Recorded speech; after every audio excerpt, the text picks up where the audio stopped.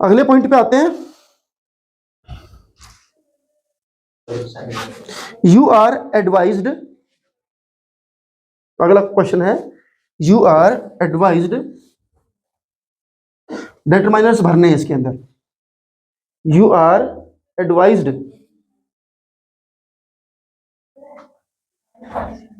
You are advised to not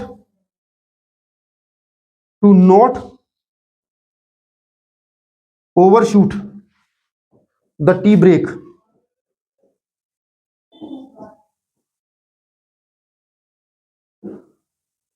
You are advised to not overshoot the tea break का मतलब होता है आपको सलाह दी जाती है कि जो चाय का जितना समय है ना चाय के ब्रेक का, उसको क्रॉस मत करो। मतलब 15 मिनट का अगर चाय ब्रेक हुआ है तो 15 मिनट में ही वापस काम पर लौटो। ये कि 15 मिनट के नाम के गए चाय पीने और 1 घंटा उधर ही बैठ के गप्पे हाँक दिए, उसके लिए एडवाइस कर रहा है कि ऐसा मत करो। Dash non compliance will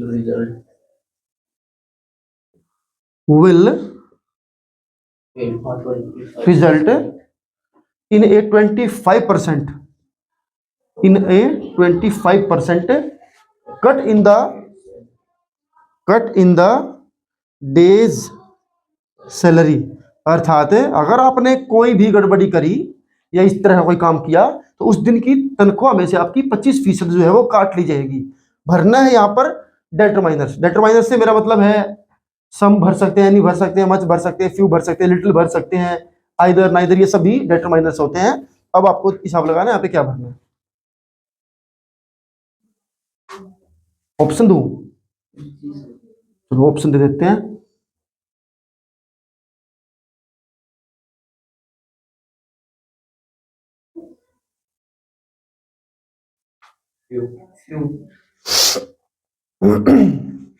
few वहां आता है बेटा जहां पर काउंटेबल चीजें होती हैं जिनको आप गिन सको। ये तो प्लूरल में है ही नहीं। एनी क्या आएगा? सीधा सा अर्थ है कि कोई भी गड़बड़ अगर आपने करी कोई भी, तो कोई की इंग्लिश होती है एनी। नॉन कॉम्प्लियंस का मतलब जो चीज वहां पर सूटेबल ना हो, गलत हो, जो सिस्टम के खिलाफ हो, जो चीज उसको बोलते हैं नॉन कॉम्प्लियंस। अपनी मर्जी से, मालिक की परमिशन के बिना। हाँ, अगले पॉइंट पे चलते हैं। चलो, बीच में एग्जांपल छोड़ दिया मैंने। इसमें जो है ना ये आएगा टू की जगह पे आएगा will. The schools in Delhi to remain shut till October 31। ये बोर्ड एग्जाम में भी आया हुआ कि जब स्कूल जो है वो बंद रहेंगे 31 अक्टूबर तक। तो बंद रहेंगे के लिए टू रिमेन नहीं होता, विल रिमेन होता है। जो तुम्हारे ग्रुप्स में भी जो मैसेज आता है ना, the school shall remain close या विल रिमेन क्लोज जैसे लिखा आता है और डेट लिखी रहती है। हाँ, फ्यूचर के लिए कि भाई इतने तारीख तक स्कूल बंद रहेंगे। जैसे सर्दी की छुट्टियां जब होती हैं तो फिर नोटिस जब आता है कि भाई इतने दिन से इतने दिन तक स्कूल बंद रहेंगे, तो उसके लिए विल या शैल जो है ना वहां पर यूज किया जाता है। ठीक है, अगला एक सेंटेंस आता है हमारे पास, एरर फाइंड आउट करना है। इट इज फ्रॉम दीज, अगला क्वेश्चन है, it is from these comrades, it is from these comrades in the struggle, in the struggle for I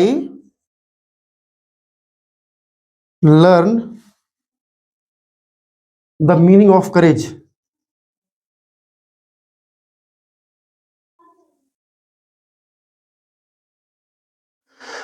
It is from these comrades in the struggle. Comrade वैसे ना एक फौजी को भी कह सकते हैं। कुछ लोग जो किसी आंदोलन में बढ़ चढ़ कर हिस्सा लेते हैं उस फीलिंग को भी कॉमरेड बोल देते हैं। ठीक है, तो ये सारी मीनिंग होते हैं। तो कहता है कि ये उन कॉमरेड्स में से है, स्ट्रगल में, जो कभी किसी चीज का स्ट्रगल हुआ होगा, कोई आंदोलन हुआ होगा उसमें से। For I learn the meaning of courage, जो मैंने, ये वाली बात उन चीजों में से है, उन कॉमरेड्स में से है जहां पे मैंने या जो मैंने सीखा था क्या, मीनिंग ऑफ करेज, हिम्मत का मीनिंग। देखो जब भी कोई चीज आती है ना, it is from these comrades in the struggle, और फिर अगली लाइन में उसी के बारे में बात कर दे, ध्यान रखेंगे। अगर कोई नॉन लिविंग चीज है और अगली लाइन में फिर से उसी के बारे में बात करें, जैसे ये वही शर्ट है जो तुमने मुझे गिफ्ट करी थी, ठीक है, ये तो वही मार्कर लग रहा है जो कल हम बाजार से नया लेकर के आए थे। तो ऐसे सब सेंटेंसेस में ये तो वही कॉमरेड है, ठीक है। उसके बाद जब दोबारा से उसके बारे में बात करते हैं तो उसके लिए वर्ड यूज करते हैं दैट। एक बात, दूसरी बात इसी सेंटेंस में, ये तो हुआ इट इज, माने कोई चीज है, कोई फीलिंग है, कोई चीज है, ठीक है, नॉन लिविंग है। अगर कोई इंसान होता, अरे ये तो वही इंसान है जो हमने कल देखा था, ये तो वही इंसान है जो उस दिन मेरा पेन लेकर के भाग गया था। अगर वो कोई इंसान है, उसकी बात करी, फिर अगली लाइन में उसी के बारे में बता रहे कि ये तो वही है वो। तो जब इंसान या लिविंग चीज की बात करते हैं तो दोबारा से उसी के बारे में बात करने के लिए बीच में क्या यूज करते हैं, हु। ध्यान रखेंगे, चीज के लिए दैट, ये तो वही चीज है जो कल हमने खरीदी थी, ये तो वही इंसान है जो कल हमें सड़क पर मिला था। इंसान के लिए हु और चीज के लिए दैट। तो यहाँ पे जो फोर है ये आपका एरर बनेगा और दैट यहां पर सही वर्ड जो है वो करेक्शन इसका बन जाएगा, ठीक है। आगे बढ़ते हैं भाई।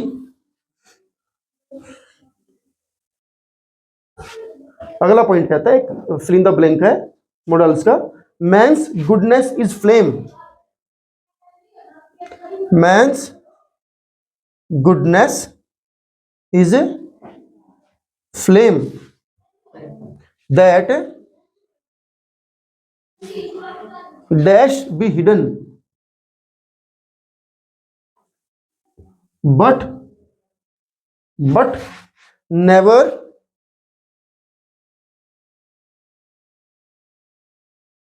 extinguished। extinguished का मतलब बुझना। कहता है इंसान की जो अच्छाई है ना वो उस आग की तरह है, that dash be hidden, जो छुपाई तो जा सकती है परंतु बुझाई, मतलब अच्छा आदमी हो सकता है कुछ दिन के लिए समस्याओं से गिर जाए, कोई बात हो जाए, लेकिन उसकी अच्छाई हमेशा के लिए नहीं बुझ सकती, उसकी अच्छाई उसका साथ हमेशा देगी, ठीक है। तो ऑप्शन है इसकी मे बी या फिर विल या फिर कैन या फिर मस्ट।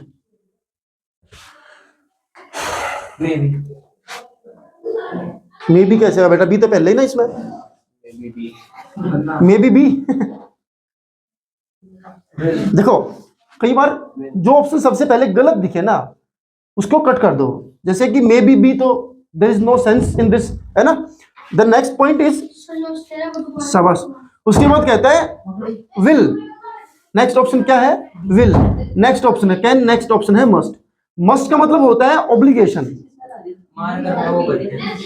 स्टॉप इट, चलती वीडियो में यहां पिट से बच्चा लगोगे नहीं ना, तो मस्ट।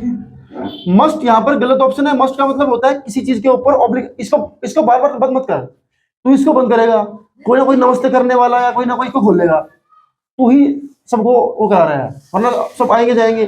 बंद है तो सबका मन करता है कि कुछ नया है। दरवाजा बंद करके ऐसी पढ़ाई हो रही है तो मतलब कुछ ना कुछ खतरनाक एक्सपेरिमेंट चल रहा होगा, है ना। या सब पिट रहे होंगे या सर ऐसी कोई खतरनाक बात बता रहे होंगे जिसको धमाका हो जाए या बाहर आग की लपटें ना जाए, सबके मन में कौतूहल जागेगा।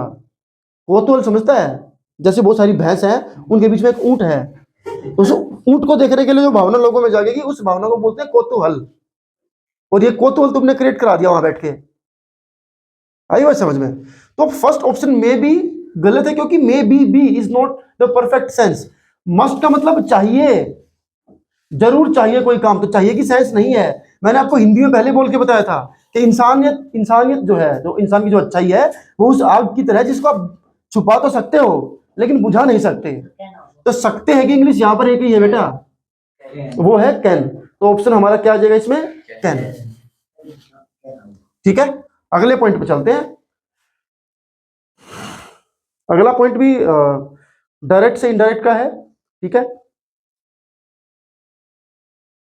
तो उससे इसको छोड़ देते हैं, इसका एग्जांपल हमने कर लिया डायरेक्ट। एक क्वेश्चन आया हुआ है पैसिव वॉइस का, अभी हाल ही में टॉपिक खत्म किया है, और क्वेश्चन है the thief threw the dog, the thief threw the dog a piece of meat, a piece of, stool ले ले बेटा बाहर से, throw the dog, gate open कर दे, उधर ही बैठ जा गेट के पास,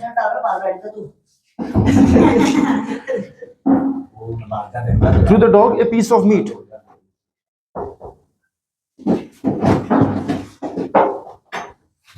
इसको पैसिव वॉइस में चेंज करना। उधर ही बैठ जा, उधर ही बैठ दो। हाँ, कमरा खचाखच बजाओ बेटा। 2 मिनट की बात है, खत्म होने वाला टॉपिक हमारा। The thief threw the dog a piece of meat, इसको पैसिव वॉइस में कन्वर्ट करना। देखो मैं उस दिन बताते हुए रह गया, there are so many sentence where we have 2 objects. Double object वाले सेंटेंस कहते हैं। द थीफ यहाँ का सब्जेक्ट है, ये हमारी वर्ब है, ये भी ऑब्जेक्ट है और ये भी ऑब्जेक्ट है। 2 ऑब्जेक्ट हैं। ऐसे ऑब्जेक्ट जब 2 ऑब्जेक्ट आते हैं तो इनमें से आप किसी भी एक ऑब्जेक्ट को आगे लेकर के आ सकते हैं। चाहे तो आप द डॉग को आगे लेकर आ सकते हैं, क्योंकि रूल हमारा क्या है, सब्जेक्ट को ऑब्जेक्ट बनाना, ऑब्जेक्ट को सब्जेक्ट। वी हैव 2 ऑब्जेक्ट्स, तो वी मे बी कंफ्यूज्ड कि भाई किस ऑब्जेक्ट को आगे लेकर के आए। तो दोनों में से जो भी आपका मन करे उस ऑब्जेक्ट को आप आगे लेकर के आ सकते हैं। सबसे पहले हम कोशिश करते हैं द डॉग को ले आते हैं, ठीक है, द डॉग।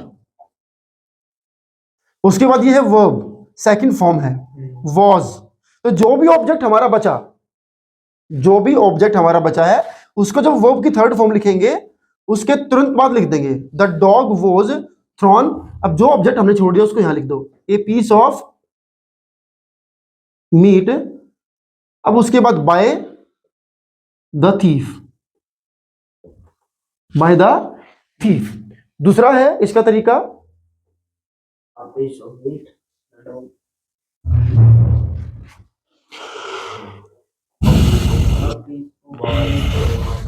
ठीक है। दूसरा है बेटा, आप दूसरा वाला भी है आपके पास ऑप्शन, जिसमें आप ये नोट कर लिया था। दूसरा ऑप्शन इसका ये है कि अब आप उस ऑब्जेक्ट को आगे लेकर के आओ जो आपने छोड़ दिया। A piece of meat, a piece of meat was, क्योंकि वर्ब की सेकंड फॉर्म है, इसकी third form thrown by the thief. किसकी तरफ फेंका है, at the dog, at the dog, ठीक है। दोनों के दोनों आपके सही हैं और इन दोनों में से कोई भी ऑप्शन आप चूज कर सकते हैं, ठीक है। दोनों आंसर इसके सही हैं अगर ऑप्शन में आता है तो, ठीक है। आगे बढ़ते हैं और एग्जांपल लेते हैं, एरर फाइंड वाला लेते हैं। लिखेंगे बी वाइज और obey the traffic rules, obey the traffic rules. आपको एरर बताना है, गलती बतानी है।